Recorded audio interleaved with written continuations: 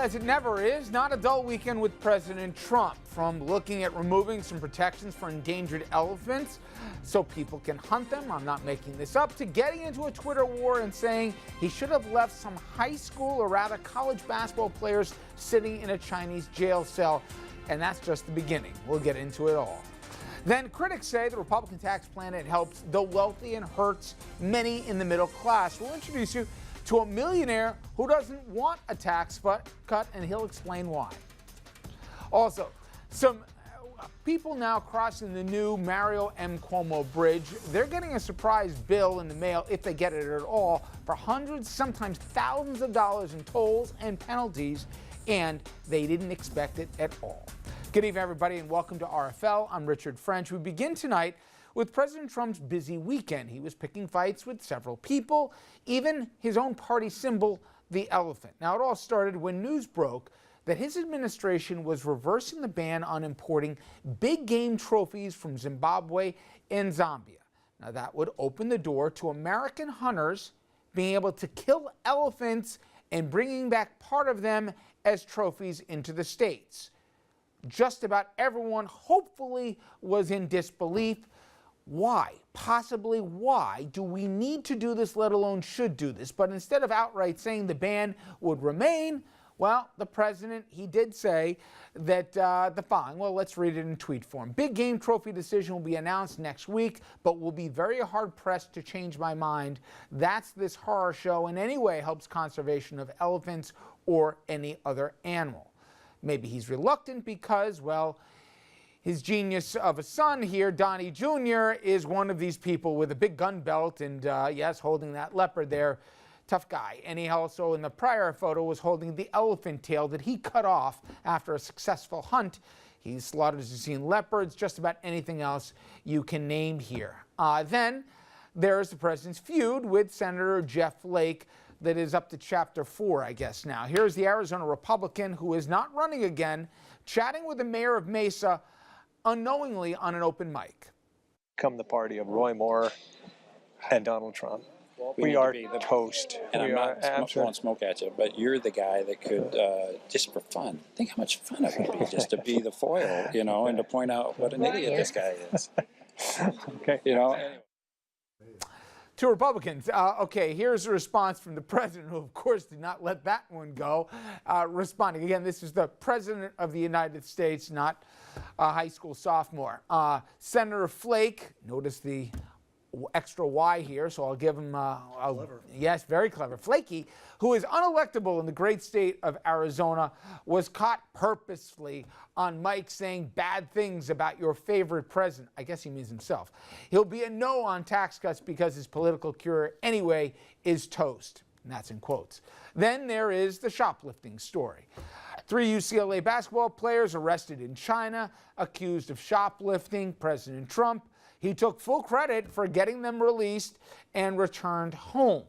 But the father of one of the players, who's probably maybe the only person who is as obnoxious as the president, wasn't impressed with the president. LeVar Ball said, "What was he over there on the Asian trip for? Don't tell me nothing. Everybody wants to make it seem like he helped me out." Well, he kind of did, Mr. Ball. But now that the 3 basketball players are on American soil and out of China and saved from years in jail, LeVar Ball, the father of LiAngelo, is unaccepting of what I did for his son, and that shoplifting is no big deal. I should have left them in jail. That's from the President of the United States. Let's bring in our panel right now. Richard Brodsky, former Democratic New York State Assemblyman from Westchester. Yes, we do. I guess it's in context, but yes, we do. He's also a professor at NYU. Dominic Carter, by the way, he's asked us to jail many of his students. Dominic Carter, political journalist and author, fresh off of the Menendez trial. He misses Newark already. And Andrew Whitman, our senior political correspondent. Listen, we're going to get to some substantial stuff about taxes and where it stands right now. I got a guy from the Patriotic Millionaires. We've got some big issues going on in New York. But I think we have been, after the last year, so desensitized from reality, I guess. That's the president, Dominic, of the United States, saying he should have left kids in jail, minors, by the way. And he, by the way, he'll decide whether or not we want to start importing dead elephant trophies back in the U.S. because there's a lot of people who want to do that. You can't make it up. Richard, you can't make this up. There's a history in this country that whenever someone is sore about something, they will make a charge against the president. And 9 3/4 out of 10 times, the president of the United States does not respond. George W. Bush, Bill Clinton, Barack Obama, but this president. It's almost like he called the father, who was very ungrateful, by the way, Yep. the father of UCLA, hey, let's do a reality TV segment. I'll take this line, you take this line. This is the president of the United States. It's And he disgusting. lowered himself to that idiot who is. But I come back to the trophy ban, and I saw a lot. Family of the Weekend extended. It was like the dominant topic. People saying, stop them from legitimizing it. no. You've been out of town in, I don't know, Montana doing whatever you were doing, but where this went was the administration, through the great, brilliant department head over Mr. Zinke, they basically put the trial balloon out there that they were thinking of changing existing policy and bringing it in. And then we all saw the photos of Donnie Jr. with the ammo belt and the elephant tail. And once it went from bad to worse, he then says he's going to now put it under consideration. Why was this in consideration ever? Didn't Donald Trump stop him? No. Not yet. He probably will. He'll pardon the elephants around Thanksgiving time when he pardons the turkeys. This is about you're still an optimist. You're not desensitized. No. You keep taking this. You're taking it personal, Tom. When it's business, you can't. That's from The Godfather. Thank you. You can't do that. This guy You is say who I'm he not allowed is. to talk Yiddish, and you're talking to a half-Italian guy about the Well, Go ahead. I apologize.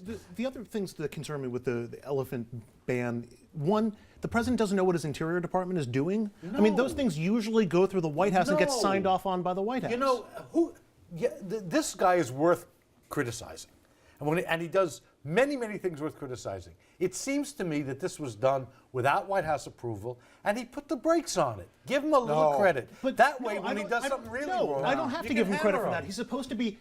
He's such a businessman. He's such a great leader of people that nobody in his administration seems to report to him when they're going to announce a big decision. Andrew, you're employing logic here. I'm saying something different. There is not a single human being I know with more than a few cells. I'm not talking room temperature IQ. Look what happened to that dentist, remember, who shot the lion? He had to basically be put in witness protection program because everybody wanted a piece of this guy. Republican, Democrat, Green Party, didn't matter. So somebody gets it in their head. What's the most loved animal probably on the planet? And by the way, that's endangered. Let's an elephant. Okay. Maybe we'll get giraffes too. Let's start bringing back their dead carcasses after we kill them for sport. That'll be the administration policy. And by the way, we've got a poster child. We got Donnie Jr. here who can't get in enough photos. That's a water buffalo, but I'm holding up the tail. You really think nobody ran this by the White House? And everybody thinks, by the way, that this numbskull was the one who probably was the imprimatur for it. I'd be interested in learning about that. But I look, I would caution us to just dial this one back a little bit. And here's why. Nobody at this table supports hunting, particularly big game hunting, okay? But there are people who, all right, Richard does, but there are people who do, and it's not illegal. It's illegal to hunt endangered elephants or endangered giraffes. Think about where you're No, going. I understand. I'm saying that we're being critical of people for doing something that they enjoy doing that we find distasteful. So wait. So Wait, I'm sorry, Dominic. It is currently illegal To bring them back into the United States. So my point is, you're talking, not you, the discussion was broached to change policy as a country for some, I mean, it's not like they're debating whether or not to put it in place. It already was in place. 99.9% of the American public doesn't think that we want people killing elephants and bringing back them as trophies into this country. Thank you, Hunters Richard. too. That's my Elephants point. are different than I'm going to with try you. and find. I'm with you. I'm against I'm with you. elephant hunting. I'm against repealing How the brave of ban. you. Yeah. I just think that Trump does so many really bad things that where there's a colorable argument. Now, he all right. stopped it. The Cut him Dominic, some slack. you are even with with you on Brodsky, this you're one. I'm neck with and neck on the cynicism front, Okay. right? Oh, no. But when it comes to do politicians, that. you're in your own group. All right. Do you think Senator Flake knew that his mic was open? If he did not know, that is a very rookie mistake. So to answer your question, of course he knew his mic was hot. He didn't know this. The rule of thumb, as you know, Richard, every mic, because even if it's not hot, the technical people can hear every word that's being said. Always assume Yeah. So you have to always assume. But I'm with you on this elephant thing. And you know the black guy ain't supporting the big hunting. I mean, I'm not down with that. Don't know where I'm supposed to go with that, but okay. But I will say this. 10 minutes. Coming back to the Flake thing for a minute, please, I got to get off the alpha. So coming back to the Flake thing for a minute, does he speak the truth? Is his party, I know we have very small sample sizes with Virginia, to a lesser degree than the local races that we saw Republican county executives getting flipped, other races here. Yes, we're becoming the party of Moore and Trump. But will that burn them in red districts? I'm not talking about purple. I'm talking about red districts, congressional or even states. No, it's not, I don't think it's going to burn them in red districts, but it's going to burn them in purple districts, and it's going to burn them in blue states, as we're seeing, and we're going to see in the next segment with Republicans even in our area who are walking away from the tax bill because the president at 38% approval rating is almost toxic in a lot of districts in this country. So is it going to hurt in bright red areas? No, of course not. But will it hurt them get the majority and keep the majority in both I'm chambers? not sure that there isn't a sizable number of Republicans who, if you phrase it the way Flake phrased it, which is we're becoming the party of Roy Moore and Donald Trump, aren't moving towards a break. And it's, you know, it's not just the results of the elections in a couple of weeks ago. There's something fundamentally crazy about a Roy Moore, Donald Trump political party. Call it what you will. But not in the Fox News, Hannity, Rush bubble See, and Andrew, Breitbart I bubble. think, and to this point, you're more right than I am. But the real test will be not a year from now, but within 6 months from now. Will sitting Republicans that are running for re-election, not retiring, say I have a better chance to win, and let alone look at myself in the mirror, saying I'm not with him. I don't want him to campaign with me. I don't want to do whatever else. I'm a Republican, that's my party, but I'm not a Trump guy. All right, when we come back here, the biggest issue that we're going to be talking about for the next few days, unless he does something else, is the Republican tax plan. Specifically, what we're going to break down for you is how you, whether you live in New York or New Jersey primarily here, could get slammed just for calling the metropolitan area your home. Stay with us.